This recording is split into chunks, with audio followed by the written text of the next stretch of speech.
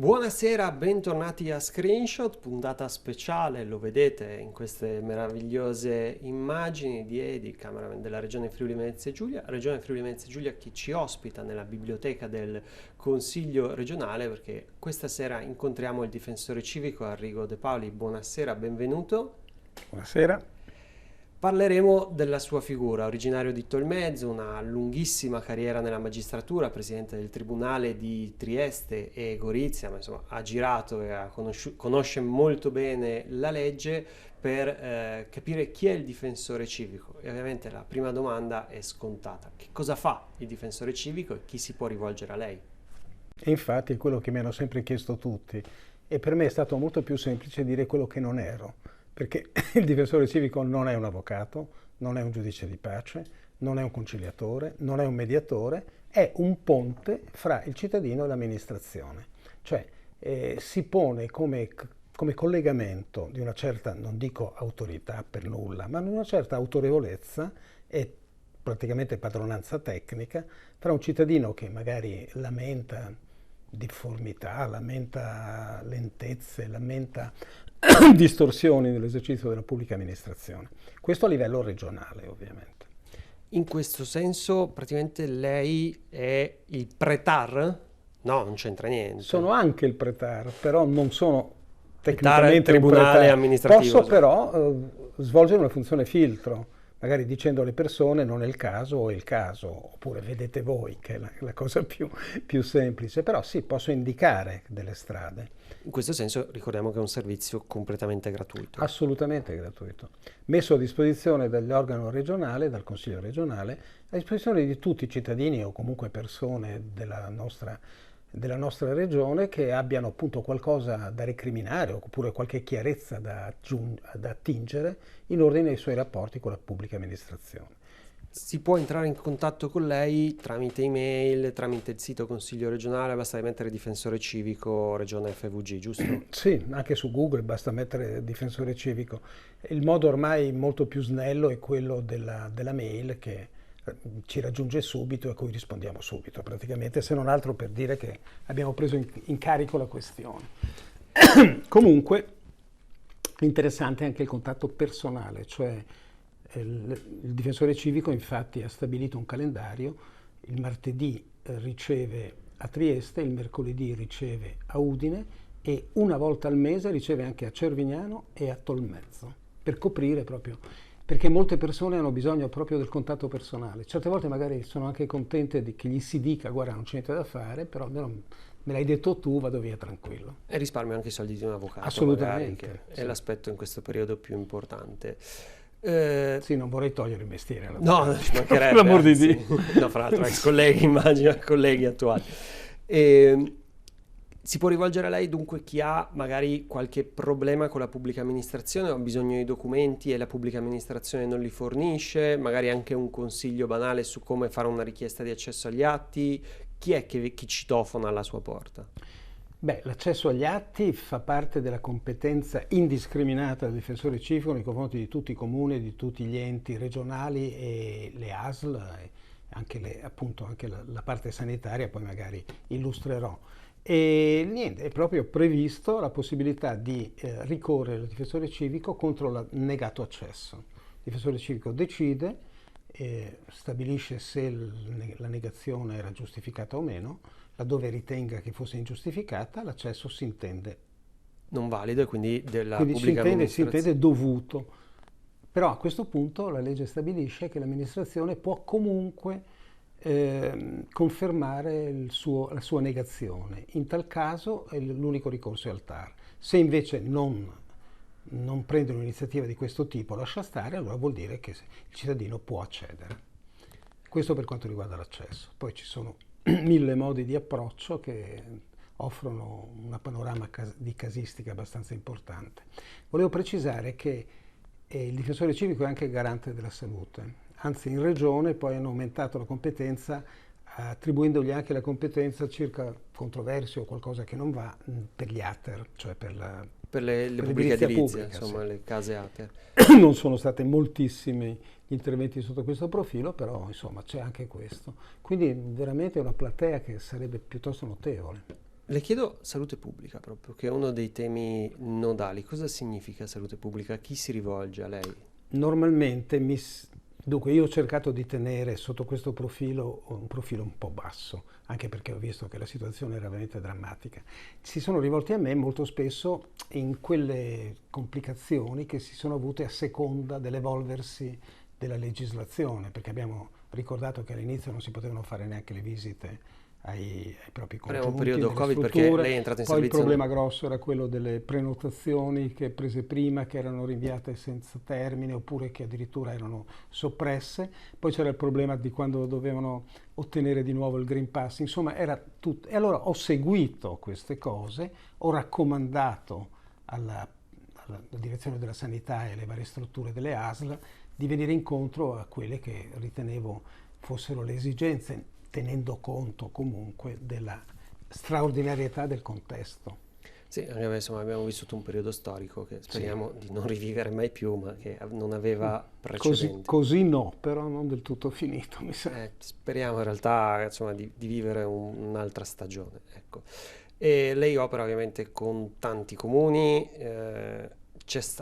c'è qualche criticità col comune di Trieste, se non sbaglio è No, l'unico dei capoluoghi dove c'è... Dunque si stabiliva così. Dunque, intanto il difensore civico non è che sia stato istituito nel 2019, è stato reistituito. Una volta era nei singoli comuni, se non sbaglio, No, nei no, singoli comuni era capoluogo. regionale, Ah, è durato anche decenni, solo che è stato abolito nel 2010. È stato abolito per motivi che si sono almeno ritenuti economici e in contemporanea è stato abolito anche il difensore civico dei comunale. comunali. Per cui c'era un vuoto di tutela sotto questo profilo. Adesso, per fortuna, da un lato è stato ricostituito l'ufficio del difensore civico regionale e dall'altro è stata la stessa legge che aveva abolito il difensore civico comunale, lo aveva cacciato fuori dalla porta, ma lo poteva introdurre dalla finestra, nel senso che era possibile sottoscrivere delle convenzioni, però comune per comune. E quello che ho cercato di fare io, fra i capoluoghi Udine, Pordenone e Gorizia, sì, Trieste no. Continua no, anche se sembrava di sì. Boh. C'era stata un'apertura che poi... Non lo so, sì, Beh, mi dispiace perché poi abbiamo avuto anche comuni insomma importanti come Monfalcone, Tolmezzo, Cividale e San Giorgio di Nogaro, esatto, Cervignano. Ma in questo senso cambia questa convenzione, in realtà è solo un modo più agevole per lei di lavorare, perché in realtà lei comunque può entrare nei comuni anche dove non c'è la convenzione. Io ho sempre chiesto ai comuni qualche delucidazione, qualche informazione. Devo dire la verità, anche senza convenzione mi hanno sempre risposto. E com'è il rapporto con i comuni? Perché di fatto lei va a fare le pulci ai comuni, alla pubblica amministrazione, ecco, non solo comuni, diciamo solo comuni, ma io ho in realtà... impostato la cosa in senso collaborativo, cercando di smussare le angolosità, cercando di ovviare a certi ritardi che magari sono anche fisiologici, perché abbiamo comuni piccolissimi che non so come fanno a resistere e quindi ci vuole anche una dovuta comprensione. Sì, anche perché, insomma, ci sono sindaci che si trovano a fare gli impiegati, insomma, Ma è una sì, storia proprio... guardi, ci sono realtà veramente molto dure. E in questo senso lei può anche aiutare il cittadino a far Certo. capire che non è proprio il comune inefficiente, ma c'è un problema. Oltretutto poi non si possono avere sempre pretese, basta, e anche c'è una funzione, non dico educativa, ma quantomeno così invitare il cittadino a capire che non esiste solo lui e che ci sono delle difficoltà obiettive che bisogna comprendere, no? Sì, insomma, non sempre, questo forse a volte è il passaggio più complicato, immagino, della sua attività. Sì, però devo dire la verità, che molto spesso l'esigenza è solo ascolto. E allora, non molto spesso, spesso. Allora in questi casi è anche rinfrancante il fatto che una volta chiarito che non c'è niente da fare, che la richiesta non è attendibile, non è accettabile, c'è un certo senso di tranquillità, dice dopo me l'hai detto anche tu, mi metto l'anima in pace. Mi fermo. E questa è già una funzione, direi, dal punto di vista sociale, no? È una funzione molto importante, lei è attivo in tutti i comuni, fra l'altro poi vedremo anche qualche dato, non subito perché manca poco, alla pubblicità e l'età media delle persone che si rivolgono a lei? Beh, sono piuttosto mature, di giovani sono pochi.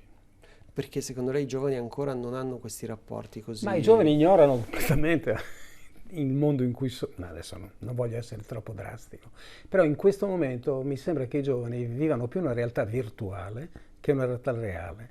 Siccome nella realtà reale ci sono le istituzioni e non credo che abbiano una chiarezza di cosa sono le istituzioni, di cosa possono fare. Adesso hanno introdotto educazione civica a scuola, mi auguro che ci sia. Reintrodotto, ai miei tempi si faceva. Però era noiosa, quello è il punto. Invece dopo facendo giurisprudenza era stata un'altra cosa. Ma c'è un deficit di conoscenza. I giovani adesso, bene o male, infatti io penso che come estrema ratio per una diffusione del mio istituto devo tirar fuori qualcosa di web, se no... Beh sì, oramai se no non arrivo. anche la pubblica amministrazione di fatto è molto più digitale, tra speed, tra... Sì, questo è un guaio per la generazione Eh, più avanzata che non è assolutamente in grado di gestire queste cose. Infatti molte volte, insomma, parecchie volte mi è stato indicato questo malessere, perché c'è una ignoranza digitale, diciamo, insomma, digitale per una certa classe d'età spaventosa. non dimentichiamoci che comunque fino al 2000 il cellulare Sì. è iniziato a entrare nelle case degli italiani forse nel 98. Anche perché il cellulare, Poi il cellulare come... per i primi 10 anni era un telefono, Esatto, poi è diventato lo squarcio sul mondo. Verrebbe da dire bei tempi, e su questi bei tempi però noi ci dobbiamo fermare un attimo per la pubblicità, se no avrei bisogno io di un difensore, ma non credo civico.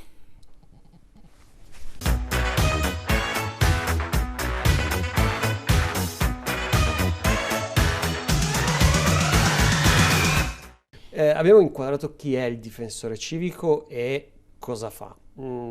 Figura che è stata istituita nel 2019, nel 2020 ovviamente come tutte le attività in Italia è stata condizionata dal Covid e dalle limitazioni. Nel 2021 però 181 pratiche gestite con un incremento del 42%, però insomma incrementi 2020-2021. No, siamo arrivati a 257 nel 2021, il 2020 era il 101.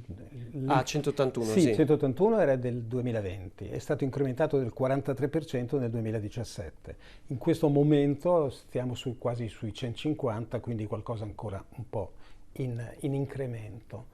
Però ripeto, è un incremento che non mi soddisfa, mi dicono che sono incontentabile, ripeto, perché penso che ci sia la possibilità di utilizzare questo strumento gratuito nei casi in cui si ritiene che la pubblica amministrazione non si comporti in maniera adeguata per ritardi, per manchevolezze anche non gravi, sia ben chiaro.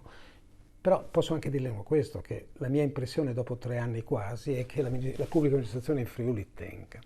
Questa è una buona notizia per i friulani, un po' meno. Tutto sommato ottiene, perché ripeto, bisogna considerare i contesti, le risorse e quant'altro. E considerando tutto, l'amministrazione tiene, è anche per questo che i numeri non sono proprio spaventosi, no? In questo senso la maggioranza delle istanze arriva da Udine. 43% la provincia di Udine, sì. Territorio però vasto che racchiude... Vasto, sì, Trieste seconda, poi Pordenone e Gorizia meno.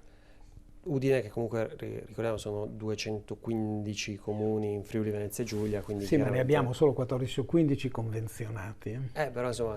Piano piano. Un percorso è lungo, almeno sa che l'attività ancora richiede attenzione. Va bene, ma comunque non è che un cittadino di un comune non convenzionato non abbia la sua tutela, ce l'ha nei confronti degli enti regionali, delle partecipate, non so, Friuli, Venezia Giulia Strade, Autovie, eccetera, eccetera, e Friulia ce l'ha nei confronti anche delle ASL, delle singole ASL, e lì abbiamo avuto un certo incremento dovuto alla situazione, no? Sì, come hai detto prima, i Green Pass, i documenti, la possibilità di accedere alle visite dei parenti, che insomma è stata una delle cose più pesanti più del pesanti, Covid, anche solitudine. certe volte strazianti proprio. Che casi arrivano dal Friuli? Presumo che abbiamo una casistica particolare legata a soprattutto sanità o anche... Ma Friuli in realtà è più legato a... posso dire, sì, alla regolarità della licenza che sta a costruire, che è stata rilasciata al vicino.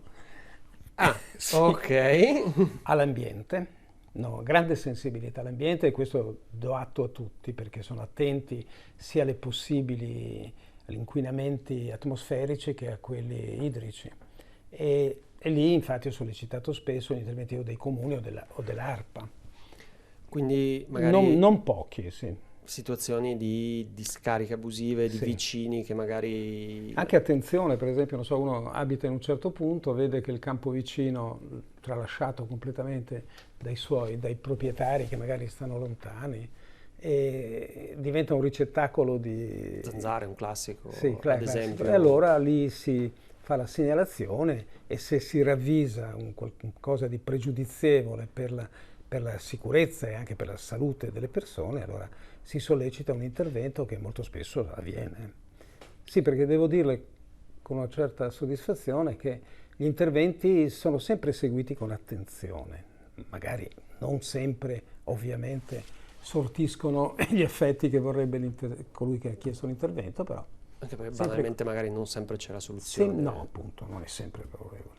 E poi ci sono casi vari, poi andiamo appunto delle questioni relative all'edilizia popolare, agli alloggi, magari mi hanno cambiato alloggio, non mi danno quello che vogliono, oppure sono andato via e mi fanno pagare ancora le spese di condominio dell'anno scorso e cose del genere.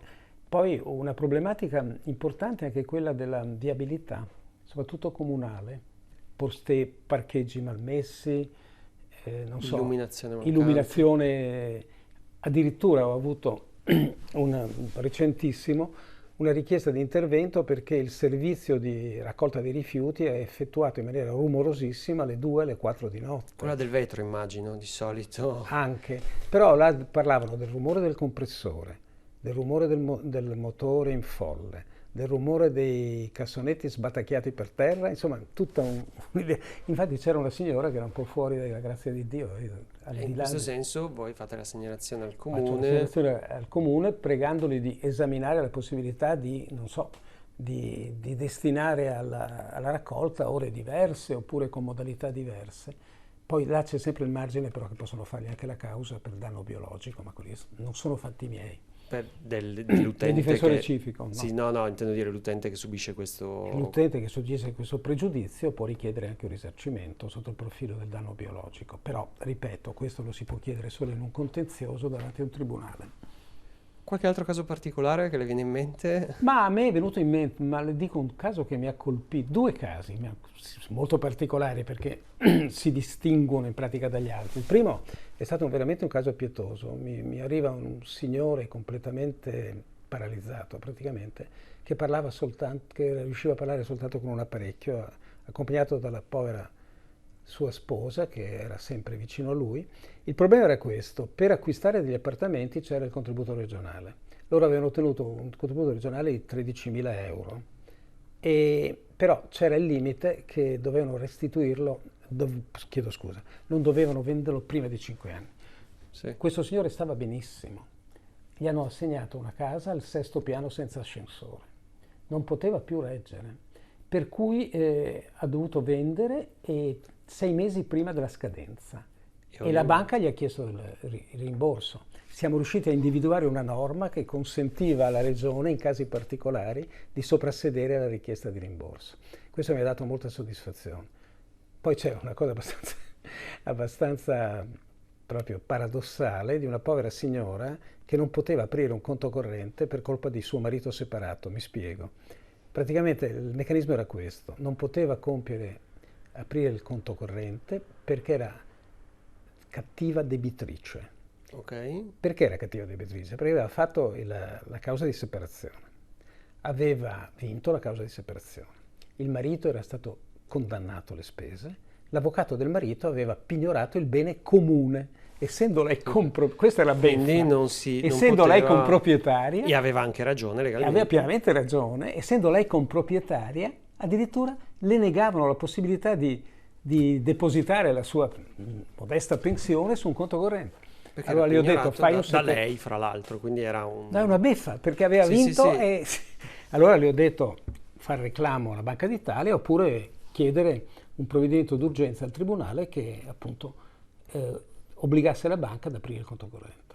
E anche questo è un caso andato Sì, sono due casi un po' molto particolari, glieli indico perché, però ripeto, le altre sono abbastanza routinari, tipo sanità, ambiente, circolazione, Qualche volta mi chiedono anche di intervenire presso l'INPS per, non so, per verificare l'esattezza di certi calcoli. Certe volte si lamentano perché la liquidazione non arriva dopo 27 mesi, cosa che capita. Sì, sì, sì. E certe volte mi dicono che il comune oppure l'azienda da cui dipendono non sono stati corretti nella gestione di concorsi sì, Questo è anche un altro classico, sì. insomma, che non... Quindi veramente spaziamo e le ripeto, ci sono molti problemi giuridici, alcuni sono fattuali e certe sono soltanto occasioni di incontro.